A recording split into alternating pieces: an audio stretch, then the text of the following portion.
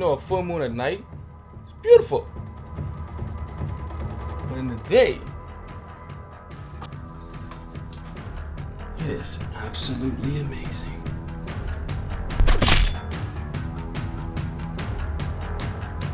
I was sweet, right? What's good, yo? I'm Rob, and welcome back to another awe-inspiring tutorial and social media hack / lesson. Now today I'm taking a page out of Gary Vee's book and teaching you how to turn one piece of content for one platform into multiple pieces of content for many platforms to expand your social media reach. Today we're going to take this one YouTube video and make it into an IG story, an IG post, and we'll see what we can do for IGTV. You ready? Let's get it on. So as you can see, I have basically 3 identical images on screen. Now the thing about this one to the far right is I like the exposure of the foreground, but you can't really see the moon. The one in the middle is almost perfectly exposed, but I caught a little bit too much of the blinds in the top left corner. And the one to the far left, the foreground is okay, but the moon is pretty much a white dot. It's overexposed. And I know people say, you know, it's not authentic if you fake stuff in your photos, but the way I feel about it is if you have the opportunity to make something better and you have the technology and the tools to do it, then why not use your creativity to evoke an emotion from someone who might be looking at your photo and your work. So what I'm gonna do is look for a moon that I can use and superimpose it into my photo. So for that I'm gonna go to pexels.com. And pexels.com is a free site where you can get video and photos, and you can offer to pay the artist or you can attribute them in your work, but it's free. I'm going to type in full moon, and then I'm going to look for a moon that I like that also matches my photo.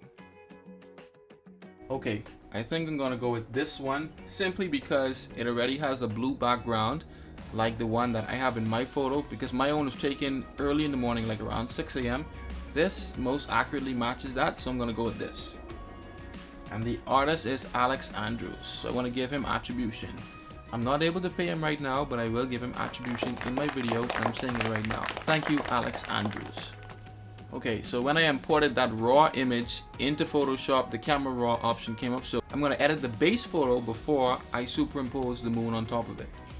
Okay, once that's done, it's going to import it into Photoshop. So now we have a base photo to work with.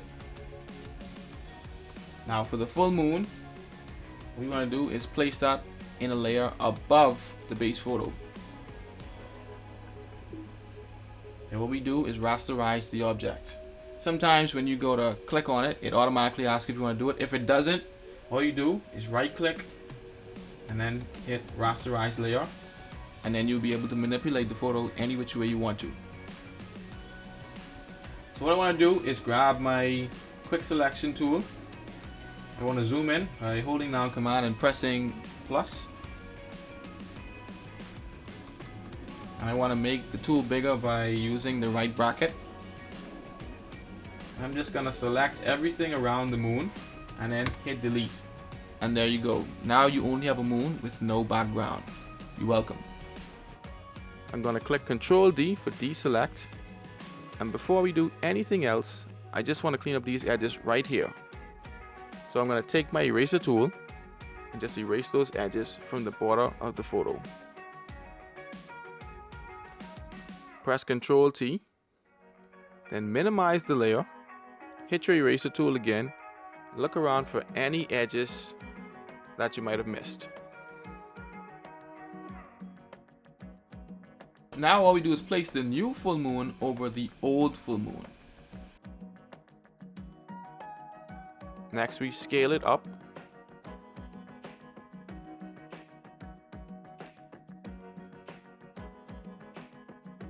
So the moon looks great as it is. I'm not going to do too much, but what I want to do is kind of blend it into the background so it doesn't look like we just stuck it on there. So what I'm going to do is get my blur tool and then just blur the edges a bit.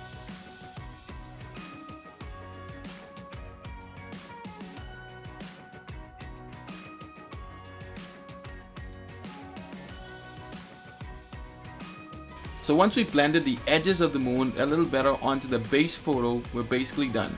Now all we have to do is export this image into Lightroom and enhance it even more.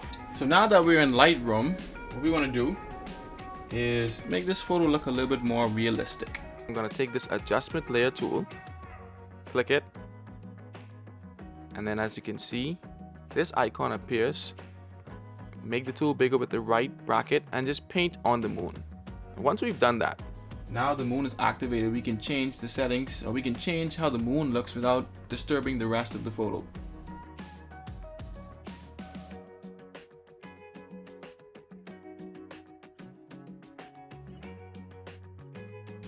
I'm happy with that right there. I'm not a Lightroom expert, I'm not a Photoshop expert, but I know my way around the programs. But I think this is good enough to place up on Instagram. Once you throw a filter on it, you'll be good to go. So now all I do is take that edited photo, place it in the Dropbox, open it on my phone, and then upload it to Instagram. And there you go.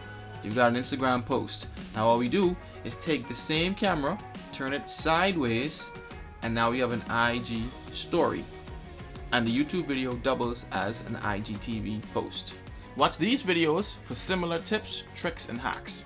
Now guys, I really enjoyed making this video for you. I hope you learned something new and you enjoyed my company. But I want you to do me a favor. Subscribe, spank that like button, comment, and share. I'll see you in the next video. Peace.